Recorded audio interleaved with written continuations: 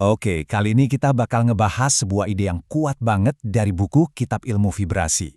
Buku ini ngomongin soal satu perasaan yang kayaknya kita semua pernah ngalamin, yaitu perasaan buntu, stuck, nggak bisa kemana-mana. Pernah nggak sih ngerasa kayak gitu?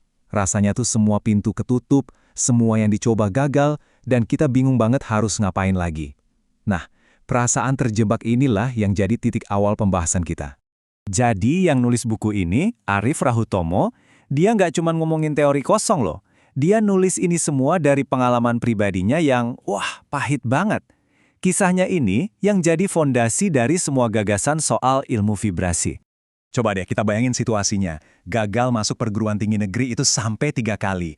Udah gitu kuliahnya butuh 16 semester, itu 8 tahun. Skripsinya macet total, utang numpuk di mana-mana. Setiap kali coba buka usaha, ujung-ujungnya gagal. Ini bukan cuma lagi sial sehari 2 hari ya, tapi periode hidup yang panjang di mana rasanya tuh bener-bener di titik paling bawah. Nah, kutipan ini nih yang paling penting. Ini inti dari perasaannya waktu itu. Masalahnya bukan cuma kondisi di luar yang parah, tapi dunia batinnya juga. Dia terus-menerus ngerasa menyesal, nyalahin diri sendiri buat semua keputusan yang dia ambil. Jadi kayak terpenjara di dalam pikiran sendiri. Tapi, di tengah semua keputusasaan itu, ada sesuatu yang mulai bergeser. Titik baliknya datang pas dia udah capek ngeratapin nasib dan mulai cari jawaban. Dia mulai nanya, kenapa sih semua ini terjadi sama gue? Penyariannya ini ngebawa dia ke ide-ide keren, kayak yang ada di buku The Secret, dan juga konsep-konsep dari Neuro-Linguistic Programming atau NLP. Dia mulai sadar kalau pikiran dan perasaan kita itu punya kekuatan buat ngebentuk kenyataan. Nah, dari sinilah semuanya dimulai. Dari semua penemuannya itu, muncullah satu perumpamaan yang kuat banget. Hidup ini tuh kayak sebuah permainan. Dan ya namanya juga game kan, kalau mau menang kita nggak bisa asal main, kita harus tahu aturannya. Inilah inti dari apa yang dia sebut ilmu vibrasi.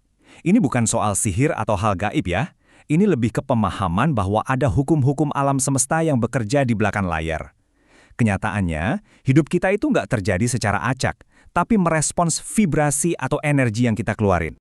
Analogi sepak bola ini pas banget buat ngegambarinnya. Coba bayangin. Kamu jago banget gocek bola, tapi kamu nggak tahu aturan offside, handball, atau gimana caranya biar gol itu sah. Skill kamu jadi sia-sia kan? Pasti frustasi, bikin pelanggaran terus, dan akhirnya malah dikeluarin dari lapangan. Nah, itulah hidup kalau kita nggak ngerti aturannya.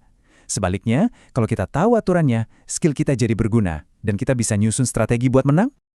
Oke, jadi apa aja nih aturan mainnya? Menurut buku ini, ada 3 hukum dasar yang perlu kita pahami kalau kita mau mulai mengubah permainan hidup kita. 3 hukum inilah yang jadi fondasi dari ilmu vibrasi. Yuk, kita coba bedah satu persatu biar lebih kebayang cara kerjanya.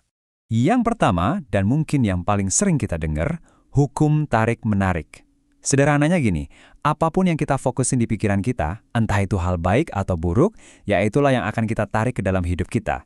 Pikiran kita itu ibarat magnet. Prosesnya ada 3 langkah, simple tapi powerful. Pertama, kita harus minta dengan spesifik. Bukan cuma pengen kaya, tapi harus jelas. Pengen punya penghasilan sekian untuk melakukan ini dan itu. Kedua, kita harus percaya sepenuh hati, tanpa ada ragu sedikit pun. Dan ketiga, kita harus siap menerima, membuka diri untuk setiap kesempatan yang datang. Lanjut ke hukum kedua, yaitu hukum Gaum. Bayangin deh kamu lagi teriak di sebuah lembah. Pasti ada gema kan? Gema yang balik itu, ya suara kamu sendiri. Begitu juga sama hidup. Energi, perbuatan, niat yang kita kirim ke alam semesta pasti akan balik lagi ke kita. Ini hukum sebab akibat yang paling dasar. Dan yang terakhir, hukum kekekalan energi. Ini kan prinsip fisika ya, bahwa energi itu nggak bisa diciptakan atau dimusnahkan, cuma bisa berubah bentuk. Nah, pikiran dan perasaan kita itu juga energi. Kita nggak bisa menghilangkan energi negatif begitu saja, tapi kita bisa mengubahnya. Dengan mengubah fokus dan niat, kita bisa mengubah energi frustrasi jadi energi motivasi. Oke, jadi setelah kita tahu semua aturannya, apa nih kesimpulan utamanya? Pesan terpenting dari buku ini sebenarnya bukan tentang gimana caranya mengubah dunia di luar sana. Pesan intinya tuh tertulis dengan sangat indah di sampul bukunya. Perubahan sejati itu bukan datang dari mencari jalan keluar dari masalah, tapi justru dengan menemukan jalan ke dalam diri kita sendiri. Dengan memperbaiki vibrasi internal kita, pikiran, perasaan, dan keyakinan kita, maka realitas di luar sana akan ikut berubah. Jadi perjalanan keluar dari masalah itu sebenarnya adalah perjalanan masuk ke dalam diri. Nah, ini semua meninggalkan kita dengan satu pertanyaan penting buat direnungkan. Kalau hidup kita adalah cerminan dari energi yang kita pancarkan, coba deh tanyakan pada diri sendiri. Energi seperti apa, pikiran, perasaan, dan niat apa yang lagi saya kirimkan ke alam semesta saat ini? Karena jawaban dari pertanyaan itulah yang sedang membentuk hari esok kita.